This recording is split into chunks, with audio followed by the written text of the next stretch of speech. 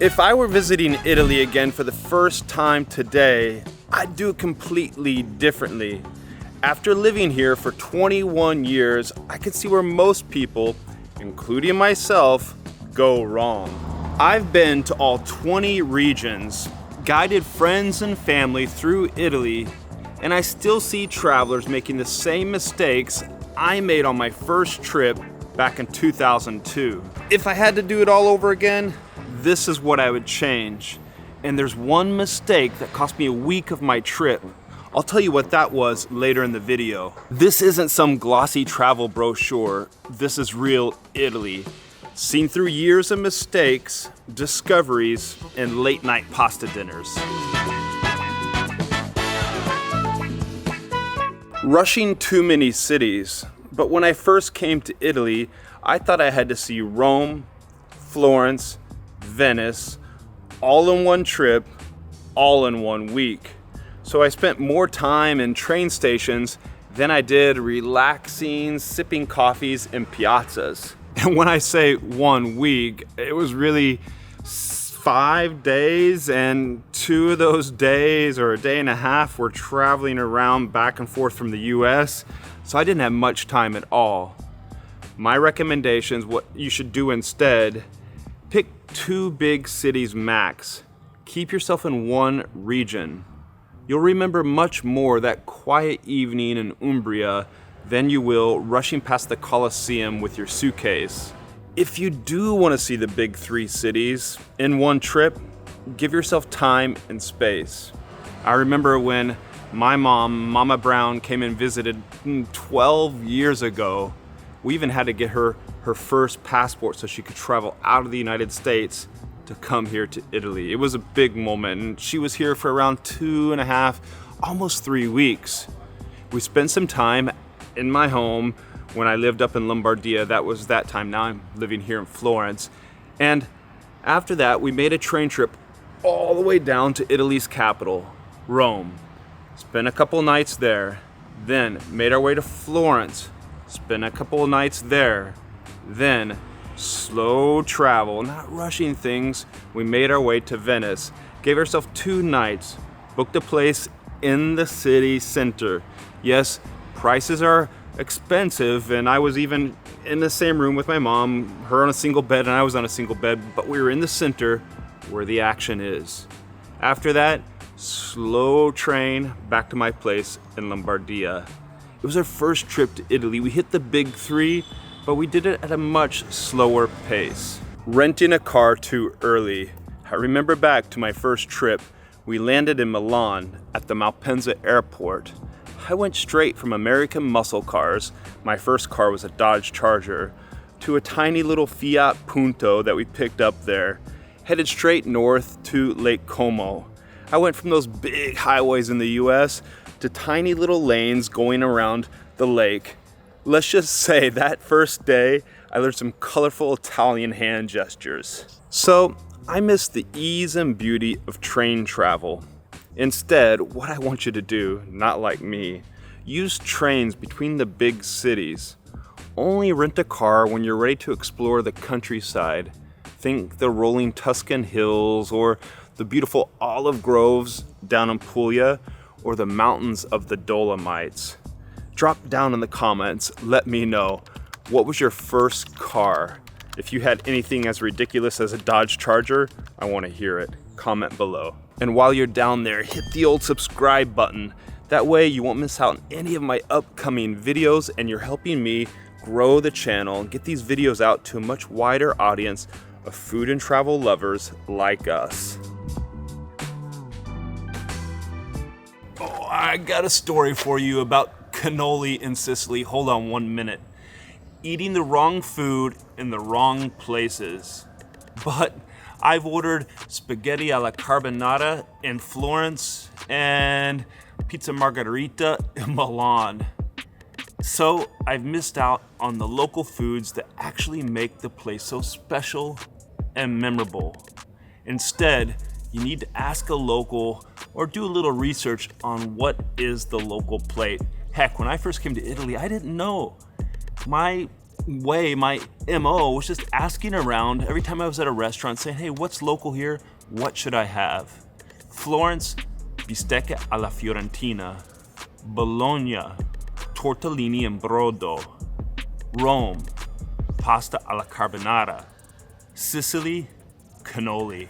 Which brings me back to my cannoli story. We once stayed a week west of Ragusa, down in the island south. Every morning, and get this, you think cannoli is a dessert? No. Every morning at the hotel, fresh cannoli, where they would squirt that cheese ricotta right into the cannoli and serve it to you fresh on your table. I was hesitant on day 1, day 2, but let me tell you, by day 3, 4, I was having 1, 2, 3, 4 cannoli. I couldn't stop myself, and I always think back to that trip every time I see a cannolo anywhere. Go crazy, viva l'Italia!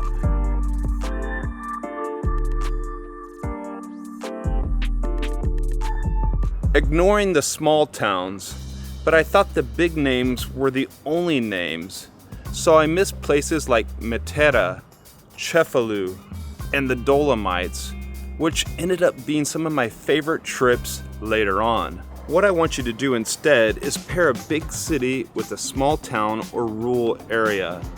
I like to think of it as the 3 C's: city, countryside, coastal area. And if you can, do that within one region so you're not traveling around a bunch.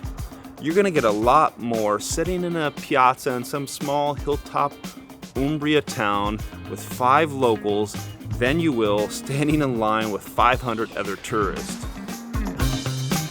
Obsessing over the details. But back then, believe me, I was planning everything down to the hour. Of course, our train tickets, hotels, but then museums, the restaurants, everything we had to do. So when there was a train strike, and they always happen in Italy, or a museum was randomly closed on the 3rd Monday of each odd month, well, our plans went sideways, and I wasn't enjoying Italy, and I wasn't a fun Gregor Brown to be around. I learned to relax a lot over the years. Instead, plan the backbone. Your hotels, your flights, obviously, some of those key essentials. If you want to go see The Last Supper in Milan, well, you might want to buy those tickets a couple of weeks out or a month out. Then give yourself flexibility for those other things, for the detours, the wrong turns, those little surprises. Because you know what? That's when the real Italy shows up. And that big mistake I mentioned, well, hold on just 1 second before I get to that. I want to let you know, I just put out the ultimate e-guide, the travel guide that you can download, have in your pocket, offline, on your phone. It's called Italy Unlocked. On that guide, you'll find everything you need to know for planning your trip to and from Italy, how to get around, what you can do once you're here, museums, hotels, the regions I prefer. I put in Google links for my hotels, for the restaurants I like to go to, so I'm sharing them with you. Around about 100 pages, 21 years of boots on the ground experience here in Italy. Everything you need to know for your trip, also how to stay out of trouble and avoid any scams. Download it via the link in the description. It's called Italy Unlocked. So what was that one huge mistake? Well, it's what we already touched on, just over planning. I had a huge binder of train tickets, museum tickets, restaurant reservations, and by day 3, things just unraveled and fell apart. The girlfriend I had at the time looked at me and said, "You're wacko, Gregor Brown. I don't want to be with you on this vacation." I had to patch it up later on, poured an extra glass or 2 of Italian red wine, and things were smoothed out, I think. It's just that you need to give yourself space on these trips to stop on an SP road, a strada provinciale, and savor in the moment. Take those photos when you see the beautiful scenery, because those photos, probably more so than the photos you're gonna get in front of the Colosseum like every other tourist is getting, those photos are gonna mean a lot more to you when you get back home. You need to plan time and space for those cappuccino stops at the random bar you see along the way, and you think, Heck, this is better than any coffee shop we have back in Tulsa, Oklahoma. Give yourself time and space for those stops and you're gonna be golden. Because you know what? Italy doesn't reward rigid itineraries, it rewards flexibility. So yes, if I visited Italy again, I'd slow down, ride trains, eat local, and stop trying to win Italy with the perfect itinerary. That's how you actually enjoy it. But the real question is, which cities and regions are actually worth your time? Well, I broke it down in this video right here. This itinerary will change your Italy trip. I take you through the Italy that's still worth it. See you there.